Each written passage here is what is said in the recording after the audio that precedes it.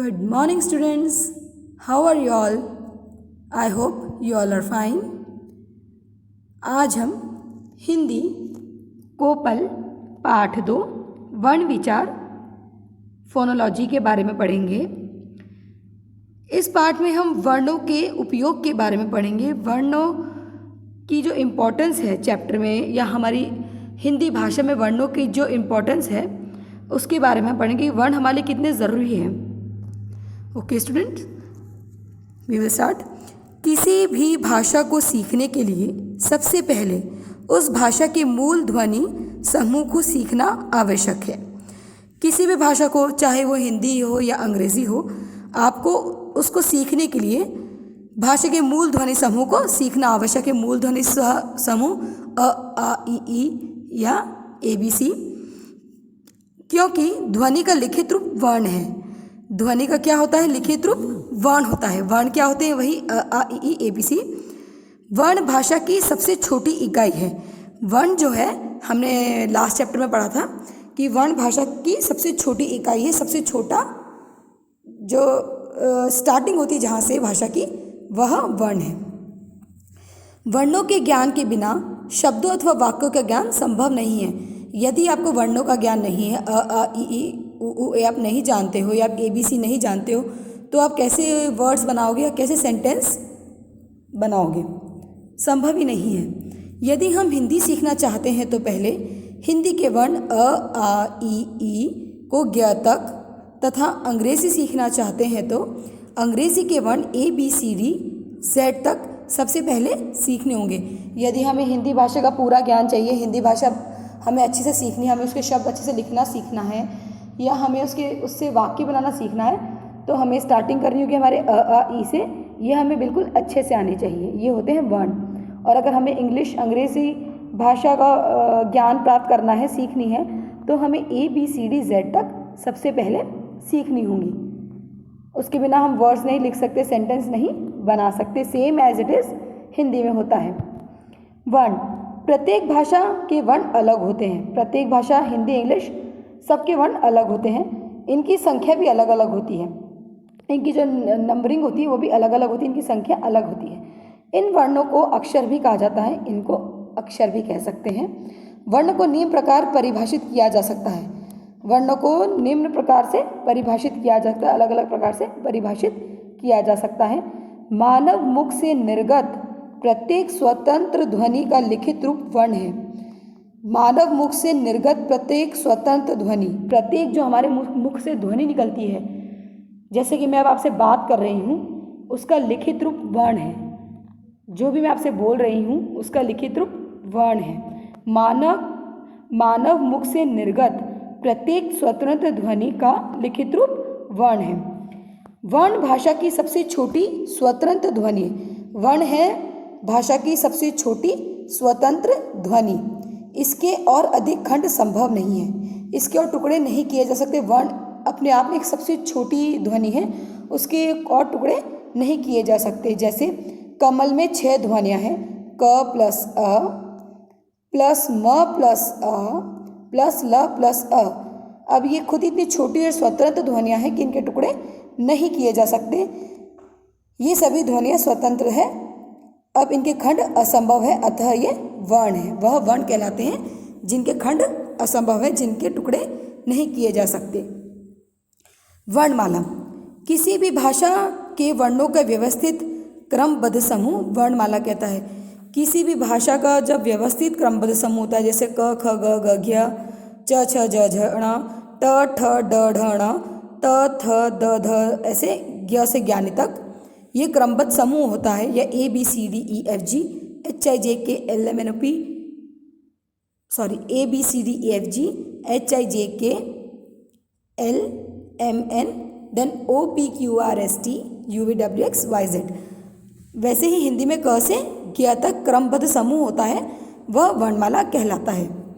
हिंदी की वर्णमाला, हिंदी की वर्णमाला में निम्न प्रकार के वर्ण हैं। स्वर हैं अ, आ, ई।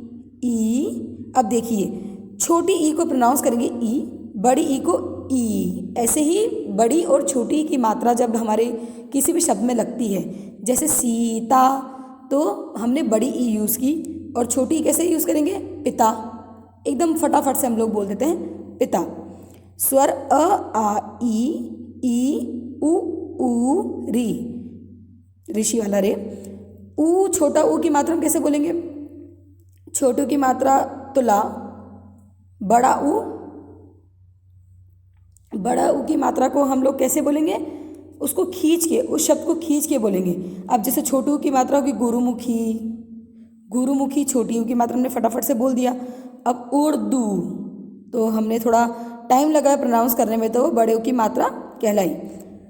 ए ओ ये सब स्वर कहलाते हैं। अब व्यंजन क्या कहलाते हैं? क ख ग घ ड क वर्ग की लाइनें हैं ये। च छ ज झ ण च वर्ग की लाइनें हैं। ट ठ ढ ढ ण ट वर्ग की लाइनें हैं। त थ द ध न त वर्ग की लाइनें हैं। प फ ब भ म प वर्ग की लाइनें हैं। य र ल व अंतस्थ है। श स ह उष्म है। ढ ढ नव विकसित है।